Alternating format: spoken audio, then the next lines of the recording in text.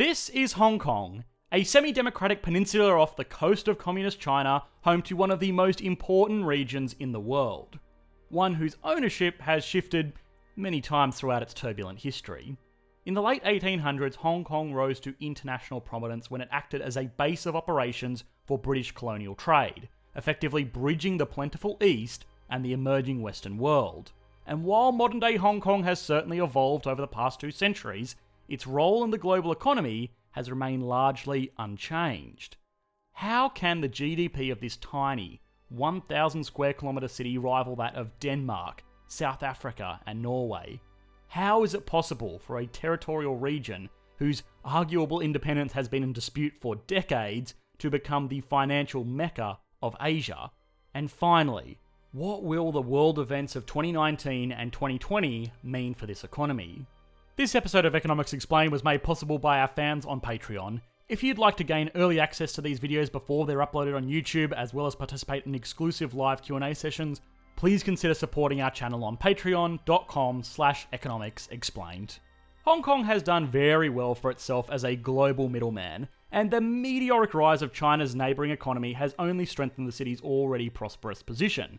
But of course, if you follow the news, you probably already know that Hong Kong has seen better days. Global trade tensions, prolonged protests, and good old-fashioned competition have dramatically impacted its economy in recent years. Not to mention today's pandemic. But before we try to understand the impacts of these events and speculate about their outcomes, we must first understand what this region does.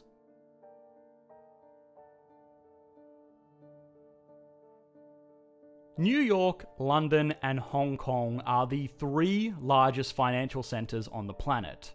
New York is of course home to the New York Stock Exchange as well as the Nasdaq, the 2 largest securities exchanges in the world. London is the go-to financial centre for Europe, but Hong Kong is slightly different as it is responsible for raising capital, primarily for Chinese corporations. As you already know from watching videos on the country, China has quickly become the 2nd largest economy on Earth. But along with that growth has come the rise of Chinese companies, like Huawei, Alibaba, and Tencent. Like any public company, these businesses need to raise money to finance their operations for R&D, marketing, and everything else it is that companies spend money on. But because China's less than transparent financial sector is largely closed off to the rest of the world, Hong Kong plays the important role as China's portal for accessing international capital markets. And Hong Kong is a really great place to come to raise this capital. For starters, it is home to the Hong Kong Stock Exchange, which publicly lists a very unique selection of corporations. Sure, there are your regular old international companies like HSBC and Tencent, but there are also companies here that you wouldn't really expect. China Construction Bank, PetroChina, China Mobile, China National Offshore Company are all state-owned mainland Chinese companies, and pretty important ones at that. So why do these state-owned companies, many of which are directly subsidised by the Chinese government, list on an international exchange rather than a domestic one? Well, the answer is actually quite simple. By listing on a reputable exchange, companies can not only raise cash, but also their credibility, which opens the door for raising even more money from international investors. Due to incredibly strict capital controls on the mainland, a lot of these companies find it hard to do business internationally. Having a presence in a market like Hong Kong, which is a special economic zone, means that these otherwise state-owned corporations can get the funding that they need to roll out projects using Hong Kong dollars, which are a lot easier to work with globally than Chinese RMB. Another big benefit is that it just connects these otherwise insulated institutions with the global economy. Everybody knows Goldman Sachs, Exxon, and AT&T because they are companies with a global reach. They are also companies that people respect because they adhere to the standards of public stock exchanges. If you want to list your company on a public stock exchange, you are in for a lot of paperwork. Public stock exchanges like the New York Stock Exchange, the Nasdaq, and yes, the Hong Kong Stock Exchange, want to ensure that the equities trade that they facilitate are of high quality. To do this, they mandate that listed companies have to be of certain size, have key control measures in place, prepare necessary documentation on time, plus a whole manner of other hoops that they make these companies jump through. What this means is that if you're looking to do business with a publicly listed company, you can be pretty certain that they are reputable, at least in theory. A great demonstration of just how much faith people put into public stock exchanges is shown on Business Casual's mini-documentary about the Kuwait Stock Exchange meltdown in the 1970s. It's a fascinating topic that we couldn't have explored any better ourselves, so we'll leave a link in the video description for that. But back in Asia, as China looks to expand its influence internationally through programs like the Belt and Road Initiative, it is going to need to have its state-owned corporations work directly with more and more other companies. Having well-respected and publicly listed companies at the negotiating table can do nothing but help these efforts. Beyond these state-owned megacorporations, it must also be realised that Hong Kong is a popular hub for regular Chinese corporations like Tencent, Alibaba, Huawei and Xiaomi who are looking to move into international markets. Raising capital doesn't happen exclusively in the stock exchange though. Hong Kong is a metropolis of investment bank buildings, all stacked to the brim with people looking to write traditional loans from promising companies. As you can probably imagine, being the home of initial public offerings, capital raises, and loan origination during the longest economic expansion in history has been enormously profitable for Hong Kong. Ever since it opted for T-bills over T-bags, Hong Kongers have long enjoyed the dividends of its prosperous financial sector, but this prosperity is now under threat.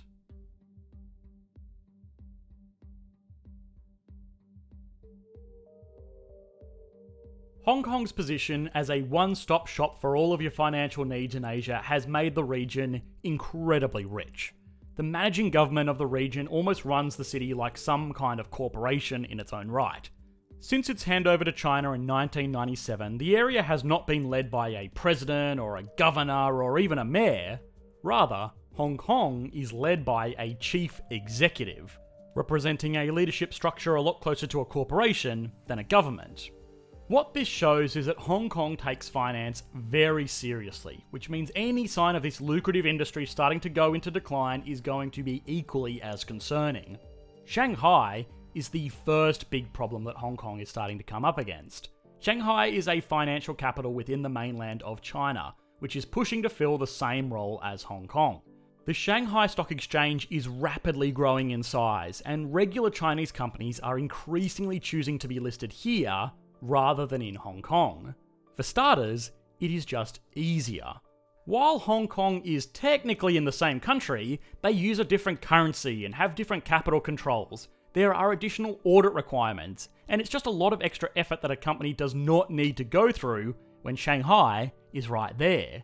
Beyond that, the Chinese government has massively supported these mainland exchanges in an attempt to limit the influence that Hong Kong has over the finances of China. As if things could not get worse, Chinese capital controls also dictate that companies cannot issue shares at a lower price than their assets are worth, meaning they cannot raise new funds when their stocks fall too low. Anybody paying attention recently would have realised that shares got real low earlier this year, so trading was pretty much halted in a city that relies on trading. Limiting Hong Kong's financial sector seriously limits Hong Kong, but perhaps it would have been able to work through this if it weren't for other issues starting to take hold. Protests amongst the residents of Hong Kong and police forces have been raging in the country for over a year now. What this has done though is put major pressure on other industries that could have otherwise picked up the slack of a waning financial market. The first is tourism. The city is a major destination in its own right, with world-class restaurants, landmarks and nightlife. Even more important is that Hong Kong Airport is the major travel hub for the region. A huge amount of travellers pass through Hong Kong International Airport on their way into and out of Asia. The city is serviced by Cathay Pacific, which is one of the largest airliners in the world. Slowing down these direct and indirect tourist dollars has seriously hurt an already struggling economy. But tourism is actually only one consideration, the other being retail. Hong Kong is one of the largest luxury goods markets in the world. The city's affluent residents frequently spend big in a very profitable retail sector. This retail sector, in turn, employs hundreds of thousands of the city's workforce. The protests have frequently occupied shopping malls as bases of operation, completely shutting down some of the city's largest retail centres. This puts shop owners and retail workers out of business, causing direct structural unemployment. It has also caused some bigger, less obvious underlying issues.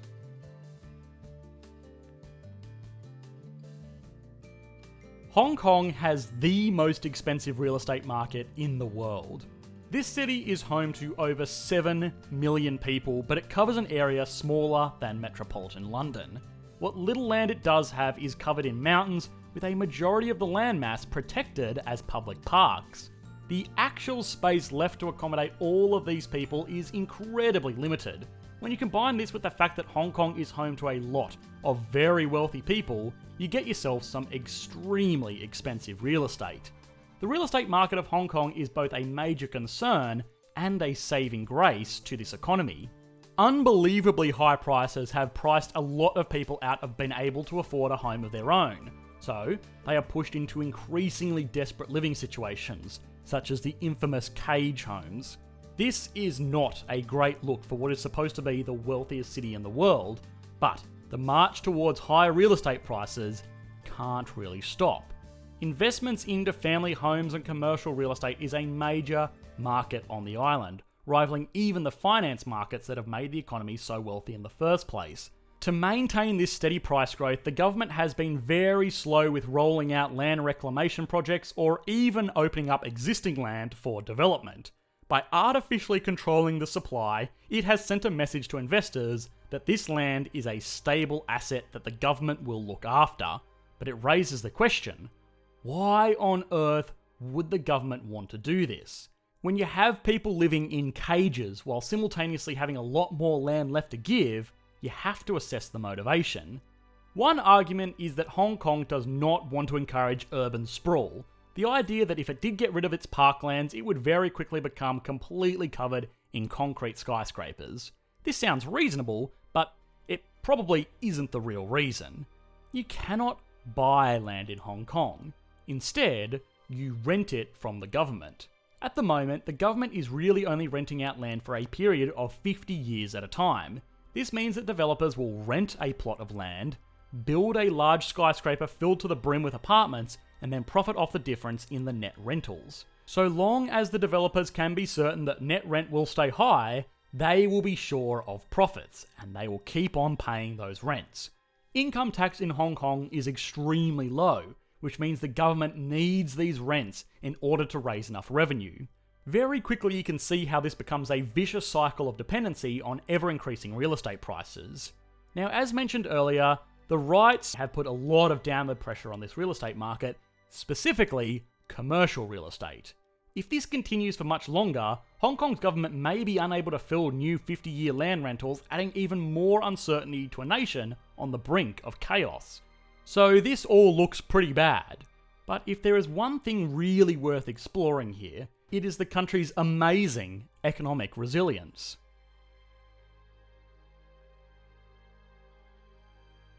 Hong Kong rose to prominence as a safe haven for trade between East and West. It was a British fortress that asserted power over the region. Today, as we have seen, it's much the same. It is still a safe haven for trade, it still asserts huge influence over the region, and in many ways, it's still a fortress.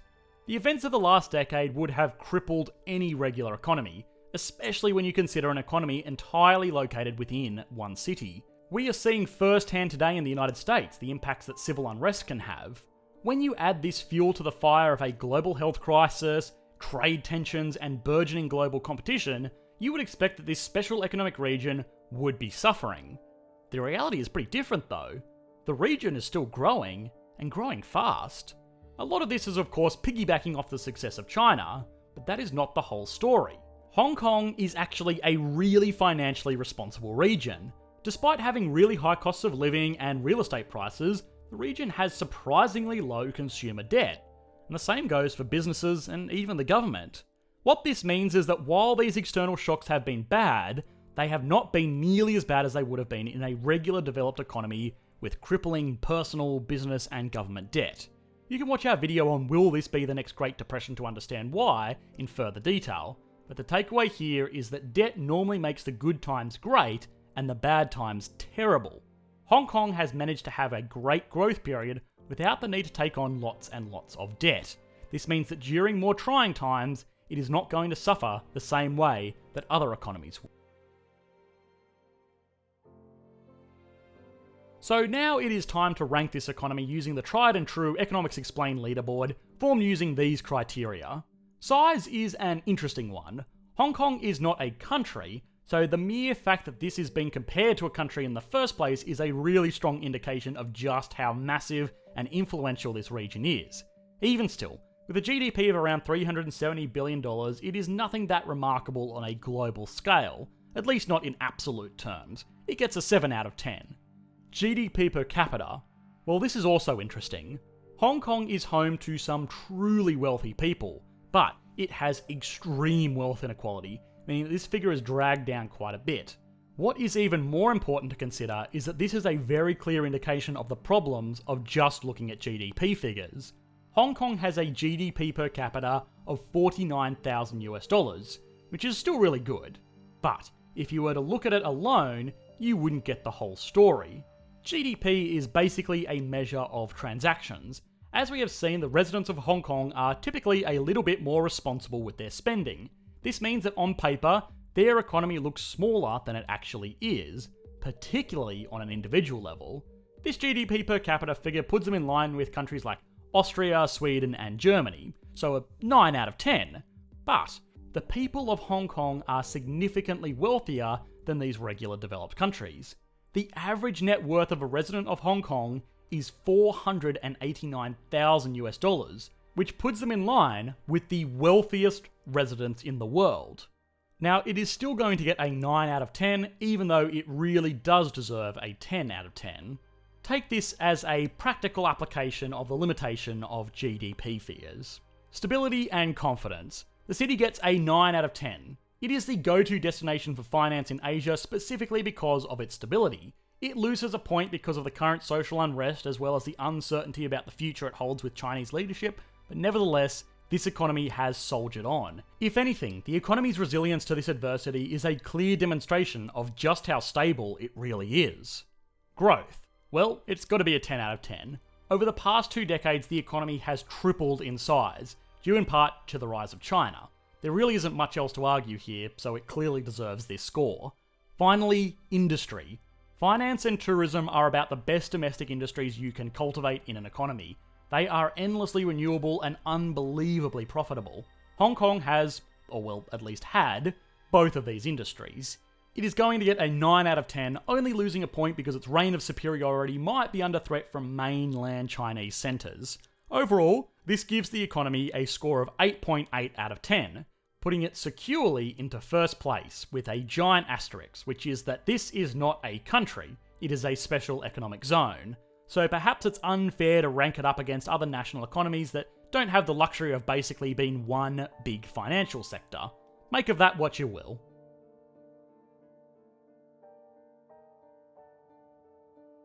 Hong Kong is home to an extraordinary economy. It is remarkably wealthy, remarkably stable, and remarkably good at being in the right place at the right time. The city is in a rough spot at the moment, caught between a range of external pressures. Being the global middleman is not an easy role to play at the best of times, but when the powers that be go into trade wars, and then the world shuts down, all while your people are marching in the street, it makes this kind of role almost impossible.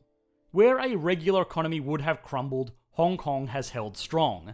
Globalization is a painful but mostly rewarding process. As our world becomes ever more reliant on global trade and global finance, we are going to need to bridge the gap between East and West. Given what are significant cultural differences represented by vibrant personalities, we are going to need one damn strong bridge. Fortunately, we have one. Hi guys, I hope you enjoyed the latest video. If you did, please consider liking and subscribing. This video was requested by our patrons over on Patreon. If you want to have your say about what topic or country we explore next, please consider supporting the channel like these awesome people did. Thanks guys, bye.